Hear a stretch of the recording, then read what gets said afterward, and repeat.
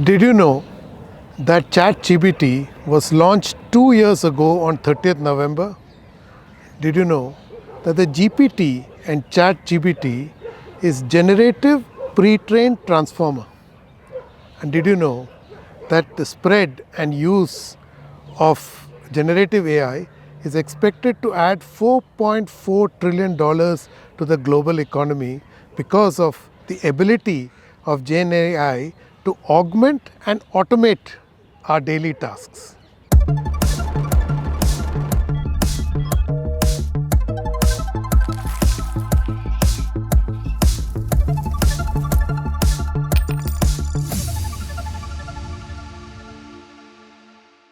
Hello and welcome to another edition of Capital Calculus. I'm your host Anil Padmanabhan. Most of us have heard of ChatGPT. Some of us are probably using it too. The thing is that we have all realized by using it that ChatGPT or generative artificial intelligence has immense potential. But the fact is that AI or artificial intelligence has been around for a long time. But what models like GPT are doing is to generate human like content or responses by mimicking neural thinking. This is also democratizing the use of generative artificial intelligence. But there's a catch. This immense potential of generative AI is based on the data that is fed to the model. In other words, if the data is flawed, the answer or outcome will also be equally flawed.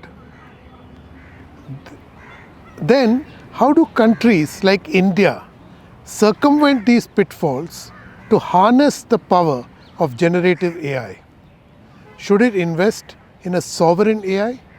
To answer this and more, I spoke to Alok Agrawal. He is the co-founder of the DeepTech4Bharat Foundation. But before we dive into our conversation with Alok, here is a quick explainer on what is generative artificial intelligence. What is generative AI? Generative artificial intelligence is a subset of AI technologies designed to create new content such as text, images, audio, video, or even code. Unlike traditional AI, which primarily classifies or predicts based on existing data, generative AI leverages models to produce original outputs that resemble human-created content. Generative AI is reshaping industries by merging automation with creativity, presenting a dramatic transformative potential. How does it work? Generative AI relies on advanced machine learning techniques like deep neural networks. These mimic human brain processes to identify patterns in large data sets. Generative models. Examples include variational autoencoders, generative adversarial networks, and transformer models like GPT. The most high-profile example of a transformer model is ChatGPT. Applications include text generation, chatbots, content writing, summarization, and code generation, image and video creation, AI-generated art, animation or deepfake technology, music composition, generating melodies or full compositions, drug discovery, designing novel molecular structures for pharmaceuticals. Opportunities and challenges. Opportunities: automating creative tasks, personalizing user experiences, and advancing innovation across industries. Challenges: ethical concerns, potential misuse, and bias in generated content. I began by asking Alok, why is it important for us to understand that the popular generative AI app ChatGPT is based on a unique LLM or large language model? That's an important question. Um, Actually, artificial intelligence models have been around for a long time. It's not that it is something new. In fact, work on artificial intelligence has been going on for over 6 decades. And there has been, so it goes in spurts. There are different models which have been emerging from time to time. If you see things like Google, it was always predictive. So you typed in a few words and it would actually tell you what query you wanted to have. But things changed with a new model called transformers, which was done by a team of researchers, developed by a team of researchers at Google in 2017, which became the basis for today's large language models, or LLMs as we know them. And the first big player to come out with an LLM based model was ChatGPT. Right, OpenAI came out with ChatGPT, which brought uh, artificial intelligence to the forefront. So anybody could now go and use it. Earlier, the various artificial intelligence models were used in the background. Now, so while this model is very effective in creating or generating content, pictures, videos, and so on, but there are some inherent issues with the current uh, large language models, which is people have identified issues of hallucination, bias towards a certain uh, kind of perspective that the LLMs have, and the companies have been trying to address these by putting in guardrails and further retraining their models and so on. But I think there are some inherent limitations of the transformers model, uh, which brings out this. So for specific applications, people are constantly working on new technologies other than transformers. Nothing significant or big has come out yet, but there is, regardless, a lot of work which keeps going on. So, if I've understood AI and LLM right, it is the data that, in a way, many ways, influences the output it generates. Of course, the Right. basic architecture will also matter, but data is very critical. So, Right. is this why, like a chat GBT will work very well in the West, but may have shortcomings in some applications, not all, in if used in India? Is this correct? Yes, so data is the foundation for building any large language model, much like information from the real world is what makes us who we are, right? It depends on all the exposure we have had and what we have been trained on or educated over our lifetime. So the same thing happens with artificial intelligence. Depending on what data it has been trained on, it will take that perspective. Now, the large language models, ChatGPT and Gemini and others, have largely been trained on, they have themselves claimed that it's been trained on publicly available data on the internet. Um, Bulk of the data available on the internet has come from the Western world because it's mainly in English language, and they have been ahead in terms of using the internet, especially US and some countries in Europe. So inherently, therefore, because there is so much overload of information which has come from those sources, there is a bias towards their markets, and not enough adequate coverage has been given to countries like India, right? So in Indian culture, context, enough language information may not be available. So once you start using these language models, for example, simple things are that English to Hindi may work fairly okay because there is enough Hindi content. But when you start going down to other languages, Telugu, Tamil, etc., then the accuracy starts falling down further, and you start getting more garbled translations. So, Alok, from what you just said, does it make sense for India to create a sovereign LLM? And if yes, how does it go about this? So absolutely, right. We need to train models which have had adequate representation of information or data from India, which captures all our cultural context, uh, the way we think, behave, work, our history, our society, and our languages. And the biggest thing is in India, the diversity of languages. We have 15 official languages and so many more others.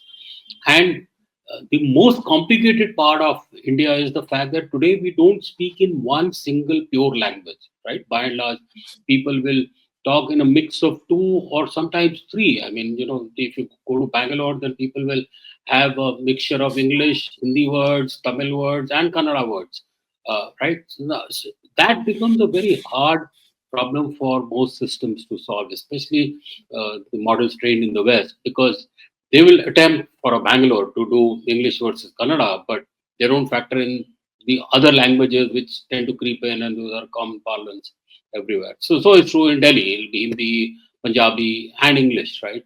All mixed together. So that that and of course, like I said, the context, the history, the society, etc. from India has to be factored in, and therefore it's important to build models which are sovereign to India, and which make sure that there is not bias which creeps in. So, Alok, that's a very strong case you have made for India to create its own sovereign LLM. But does India have the capability to create a sovereign LLM, and how does it go about this? So we have the capabilities, absolutely. Now, so capabilities come in terms of, do we have the raw talent of people? Of course, without a doubt, because we are very strong when it comes to IT and software. And it's the same Indian brain power which has powered a lot of AI development, even in the US. Uh, Data, we have enough data, but it's not been collected well enough. We can't make the same mistake of downloading all the data from the internet and training the models. So there has to be a lot of uh, local data which may not be publicly available today, and that needs to be acquired, and the models need to be trained on that data.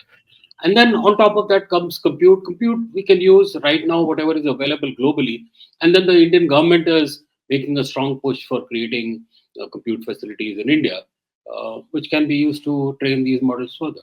So interesting. So, does a country like India, which has huge developing country challenges, some of them are being resolved, like say the introduction of UPI or the India stack democratized the idea of payments. Now it is democratizing the idea of credit.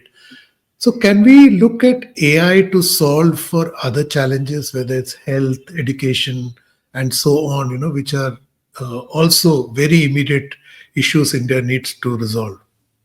Absolutely. So I think AI has the power to further bridge the divide between the haves and have-nots, is how I see it. Uh, One, we have spoken about digital divide, but India has been at the forefront of creating really simplistic digital solutions, like you mentioned, what the government calls digital public infrastructure, which has been able to solve a lot of issues or challenges for people, like money, banking, money transfer, etc. Has been made so easy with UPI and other financial solutions, or identity through Aadhaar, and therefore access to various services, direct benefit transfers, and now the healthcare Ayushman services are coming up, etc.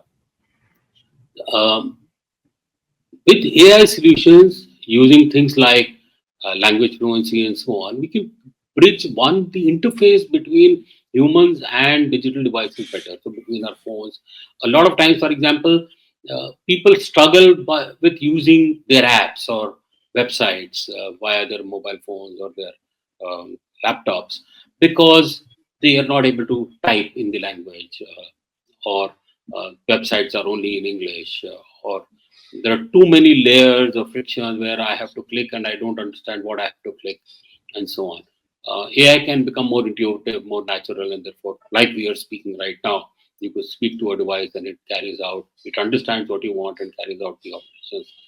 That's one. Secondly, in places like education, healthcare, agri, etc., where there is a lack of experts to service this vast population of ours, right? We are not able to provide same standards of education to everyone, because there are fewer good teachers and lots more students. But with AI tutors, we can provide the same level of education to everyone. Similarly, healthcare, right from diagnostic research in the healthcare area, which has been very prohibitively expensive, and therefore India has done very little of its own research in health areas, to remote diagnostics, remote treatments, and so on, is something that AI can be very useful for. Similarly, improving agri production, being an aid for our farmers. Governments have thousands of services, right, to enable and make people's lives better. But unfortunately, most people are not aware, and those are some of the things that can be solved through this. Justice, the legal system is highly complex, so we can use these AI-based tools to dispense with justice much faster, and so on. So I think the possibilities in terms of applications to break this divide and democratize access for basic livelihood and lifestyle is immense, is how I would look at it. Okay, thank you, Alok, for setting out the potential. But going back to what you mentioned earlier, the idea of a sovereign LLM. So, is that a deal breaker to pull off all these benefits? Or will we have to wait till India comes up with a sovereign LLM, or they can do it with existing models out there? No, so see, I recently wrote a piece as well. So we have to look at AI from the perspective of its applications, and in that sense, we can look at four broad usage models, right? So there is this large language model, which gives you a generalized AI. So anybody can go to ChatGPT and ask any kind of questions or queries, and get different kinds of results as they wanted. But it's very general, and its usage is very general. People are now looking at more specialized or vertical based AIs, which could be specialized in a certain area like healthcare or education or this thing. So, which required a lot more data for the training so that it becomes specialized in that particular field. Much like all of us would, right? We are generalists at school, then we pass out and become a specialist in a certain area. Then enterprise has its own requirements because enterprise wants their data to be completely firewalled within their system. Um, so within a specialized area for a company in a special industry, they still have their unique ways of working, unique ways of thinking, etc., which is what sets them apart from the others. They want that nuanced development of the AI models that they will use. And then finally, there is personal AI. So people like you and I will want some kind of an assistance for our daily lives and so on. So I think there is within the framework of while we need to uh, do something about ensuring that we don't suffer with this bias, etc., against India per se, from a generalized AI perspective.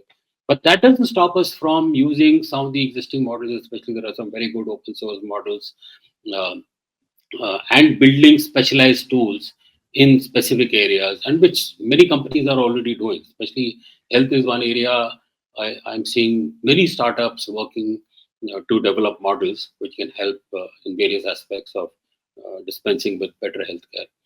Um, so it's not a deal breaker, is how I would say. So, look, finally, one concern I have is on the issue of regulation. AI Right. is a very nascent industry, though, like you said, the research has been happening for decades. So, how does India plan the regulation in this instance? Because every country seems to be adopting their own strategy. The problem with India is our history of regulation is not exactly very kosher. The idea of soft touch has always eluded India.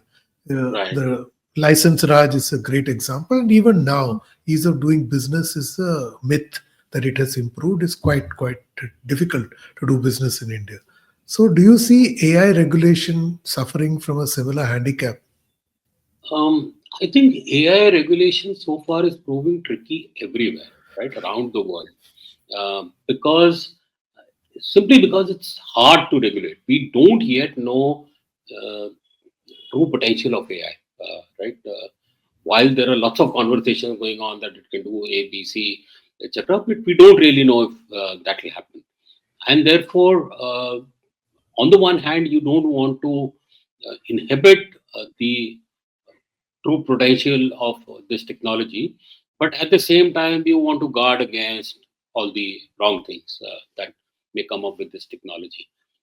So, since there is lack of understanding of this, therefore people are hesitant to go out and put strong regulation. Europe, for example, by and large, European nations have been very strong in controlling digital development. So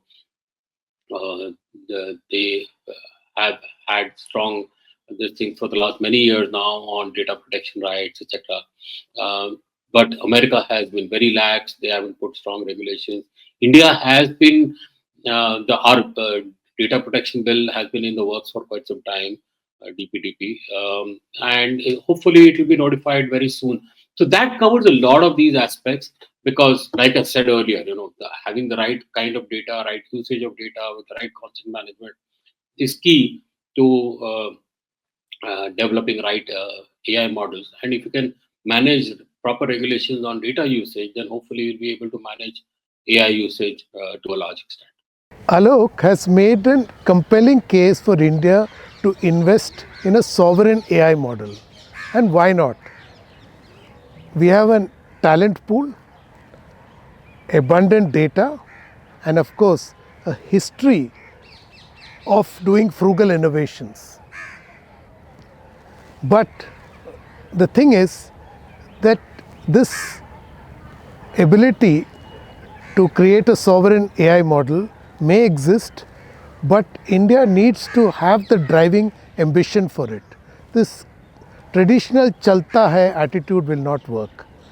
This is because generative AI is what we call a GPT, a general purpose technology. In the history of civilization, there have been very few GPTs because GPTs are pervasive in nature and have a tremendous ability to effect massive transformations. To cite a few examples, we have the steam engine, electricity, automobiles, semiconductors more recently, and so on. In other words, if India is to exploit the immense potential of generative AI, it has to be front and center, not behind the curve. In other words, be inside and not outside looking in. Thank you for watching. Don't forget to subscribe to StratNews Global on YouTube. Hit the bell icon so that you don't miss any updates. And please do share your thoughts, ideas and suggestions with us. I'm available on Twitter at Capital Calculus. I'll be back next week with another episode. Till then, stay safe.